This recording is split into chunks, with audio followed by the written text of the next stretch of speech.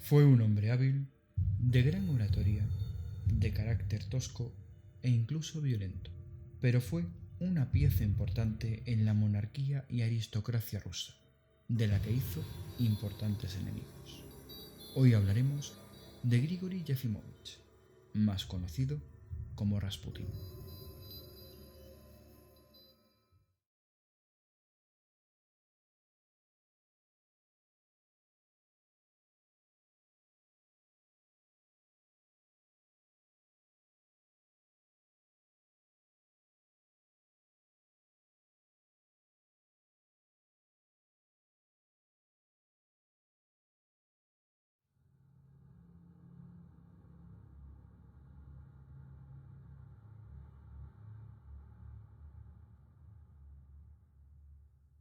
Grigori Yefimovich Rasputín nace en un pequeño pueblo de Siberia occidental llamado Pokrovsk, que se encuentra situado cerca del río Turá, a unos 75-80 kilómetros de la ciudad de Tiumen.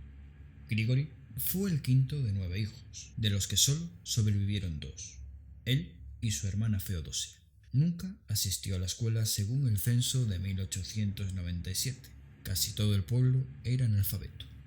En Pokrovsk, el joven Rasputín era considerado un extraño dotado de dones sobrenaturales.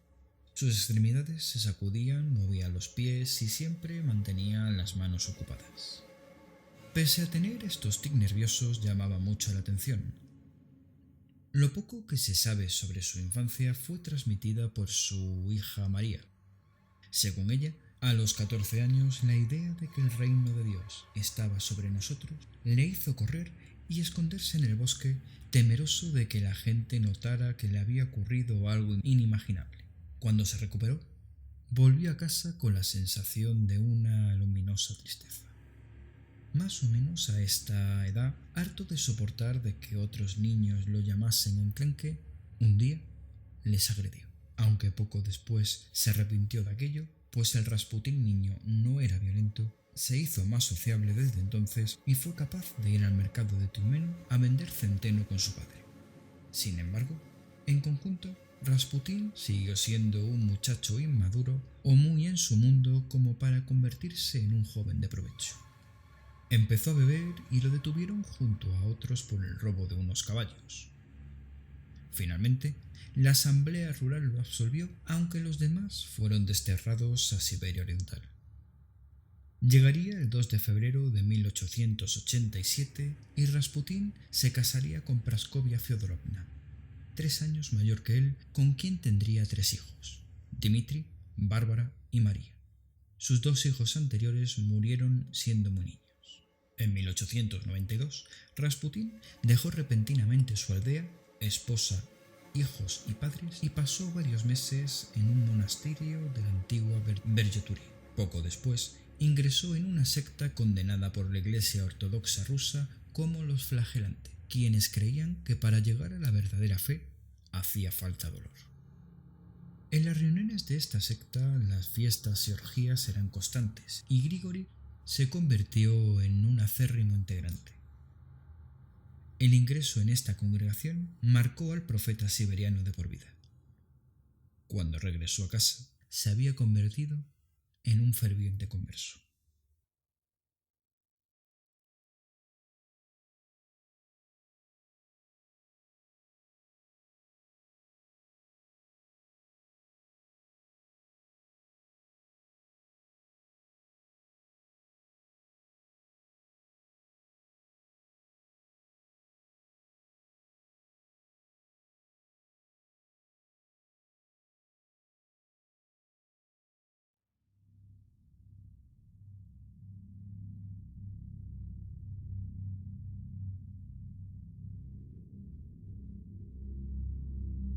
1905 sus dotes curativas llegaron a los oídos de la familia imperial rusa, los Romanov. Es por ello que se le reclamó para ayudar a su hijo y heredero al trono, Alexei Nikolaevich, que padecía hemofilia. Rasputín asombró a todos curando temporalmente al hijo del zar con métodos que nadie podía explicar, mediante una especie de hipnosis. Se convirtió en su médico personal y cautivó completamente a la zarina. Su influencia era tan grande que se dice que todas las decisiones del zar Nicolás II eran revisadas por el propio Rasputín. Durante la Primera Guerra Mundial, sus enemigos lo acusaron de ser un espía alemán e influir en la zarina, de ascendencia alemana, lo que contribuyó a la caída del régimen zarista en Rusia. Rasputín no solo se ganó el favor de la familia real, sino que también buena parte de la aristocracia se rindió a él. Esto se debió sobre todo a su carisma personal, en la medida en que el carisma pueda explicarse. El suyo era producto de los siguientes factores: una mirada muy fija y penetrante. Era de pelo castaño, pero de ojos azules muy claros. Un verbo fácil y muy ambiguo. Alguien dijo que sus frases nunca constaban de sujeto, verbo y predicado, sino que siempre faltaba algún elemento. Decían que parecía un oráculo, un gran atractivo para con las mujeres, basado además en su físico y en su intuición. Sin embargo, fue muy atacado por aquellos cortesanos y nobles que se sintieron amenazados en sus intereses y propagaron rumores que sirvieron de alimento para los revolucionarios enemigos del régimen zarista. El zar no solo lo toleraba en la medida que la zarina lo aceptara, aunque no había decisión del zar que no pasara por la supervisión de Rasputín. Considerado amigo íntimo del zarevich, Alexei Nikolaevich, y su médico personal, le ofrecía la seguridad que su sobreprotectora madre no podía ofrecer. El futuro de la dinastía Romanov estaba en sus manos. Si él no salvaba de la muerte al hemofílico zarevich, la especulación sobre el heredero al trono quedaba abierta. Gracias a esas aparentes y milagrosas curaciones, la zarina Alejandra confió ciegamente en Rasputín, ya que las nuevas pruebas de sanación que le producía a su hijo eran inexplicables. Confió también en los vaticinios del monje, sobre todo en los destinos de la Santa Rusia, a la cual veía Rasputín en sus visiones envuelta en una nube negra e inmersa en un profundo y doloroso mar de lágrimas.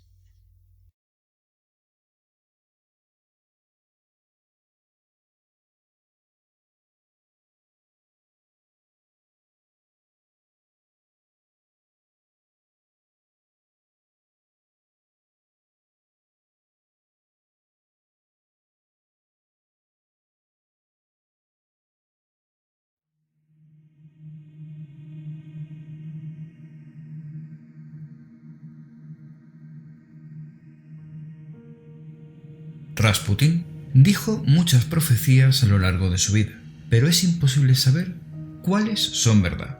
Son tan abiertas y tan genéricas que pueden aplicarse a casi todo, aunque es cierto que algunas de ellas fueron bastante certeras. Vamos a ver algunas de las profecías más inquietantes de Rasputín.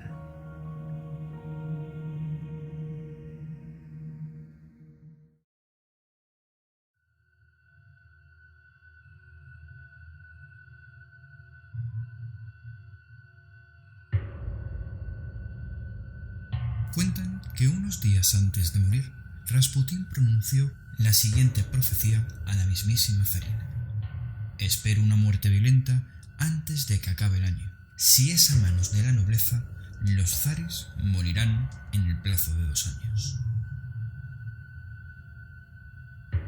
En la madrugada del 18 de julio de 1918, el zar, su familia, 4 fieles sirvientes, son llevados al sótano de la casa Ipatiev, donde están retenidos desde abril. Ese día fueron fusilados.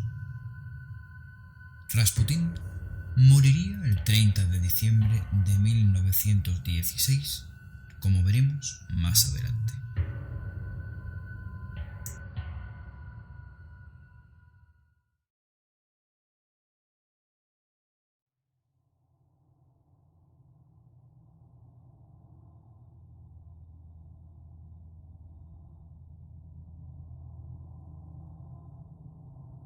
El aire que hoy desciende a nuestros pulmones para llevar la vida, llevará un día la muerte.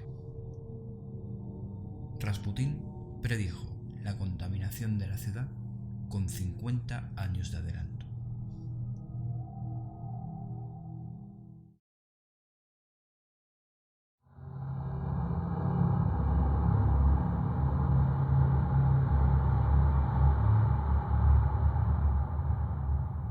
Sobre San Petersburgo caerán las tinieblas. Cuando su nombre sea cambiado, el imperio habrá terminado. Y cuando su nombre sea cambiado otra vez, sobre Europa entera estará a punto de desencadenarse la ira de Dios. En efecto, San Petersburgo cambió de nombre 2 veces, Petrogrado y Leningrado, y allí se libró una de las batallas más cruentas y sangrientas de la Segunda Guerra Mundial.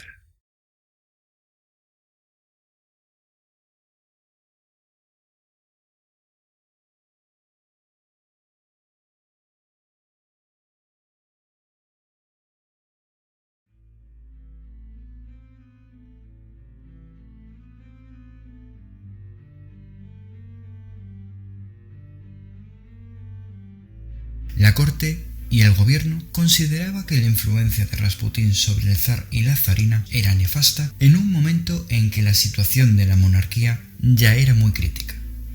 El primer ministro, Alexander Petrov, le ofreció 200.000 rublos para que regresase a Siberia, pero fracasó.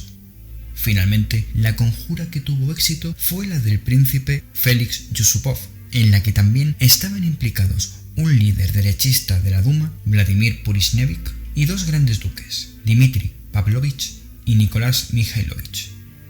El príncipe Félix Yusupov organizó su asesinato. Investigaciones recientes indican que también estuvo implicado el servicio secreto británico.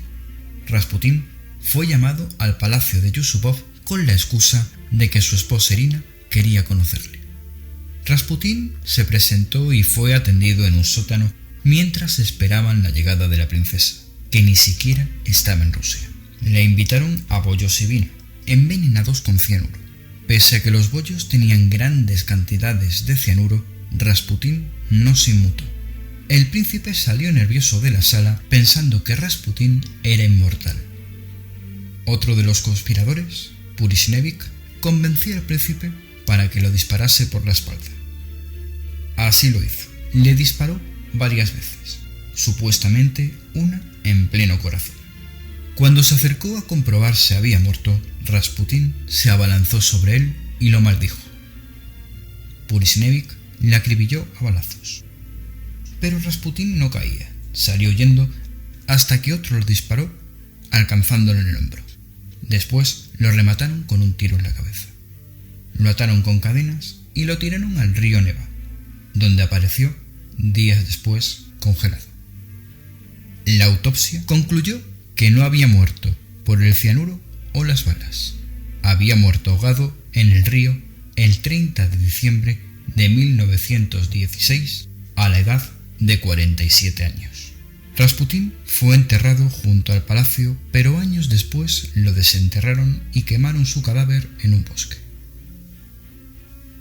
El príncipe Félix Félixovich Yusupov, confinado en su finca de Kursk por el asesinato, pudo regresar a Petrogrado en 1917, al producirse la Revolución Rusa.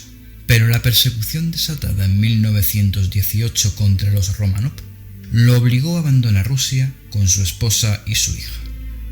Cuando se produjo el asesinato del zar, los Yusupov regresaron al palacio de Moika antes de partir a Crimea. Sin embargo, tiempo después, regresaron a recuperar $1 millón en joyas y 2 pinturas de Rembrandt, lo único que conservaron de su inmensa fortuna y que les ayudó a subsistir en el exilio. Escribió El final de Rasputín en 1927 y sus memorias en 1953. Falleció en París en el año 1967.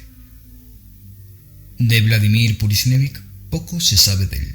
Fue el autor de al menos 2 de los disparos que mataron a Rasputín, que llegó a estar encarcelado en diciembre de 1917 y que falleció en febrero de 1920 víctima del tifus, mientras luchaba por el bando blanco en la Guerra Civil Rusa. De Dmitri Pavlovich Romanov fue exiliado al frente persa para servir a las órdenes del general Nikolai Baratov en sus cuarteles en Kazvin. Sin embargo, poco después de la Revolución de Febrero de 1917, Baratov tuvo que pedirle a Dmitri salir por no poder garantizar su seguridad de los rumores existentes en los supuestos puestos inferiores. En Teherán, el gran duque vivió brevemente con el entonces jefe de la división de cosacos persa, el general Meidel, antes de alojarse con el ministro británico en esa ciudad, Sir Charles Marlin, quien consiguió que Dmitri fuera admitido en el Reino Unido bajo el argumento de que se convertiría en el siguiente zar de Rusia. Murió en Davos, Suiza, el 5 de marzo de 1942, víctima de la tuberculosis. Nikolai Mikhailovich Romanov fue ejecutado junto a los otros miembros de la familia Romanov. Sus restos en la actualidad no han sido encontrados. ¿Qué te ha parecido el vídeo de hoy? Si te ha gustado, por favor, suscríbete, dale like y dale a la campanita para estar atento a mis nuevos vídeos. También agradecer al canal EU Producciones Musicales por dejarme utilizar una de sus composiciones sin derecho de autor. Os sugiero que veáis su vídeo y os suscribáis, tiene música maravillosa. Os espero en un siguiente vídeo. Hasta pronto.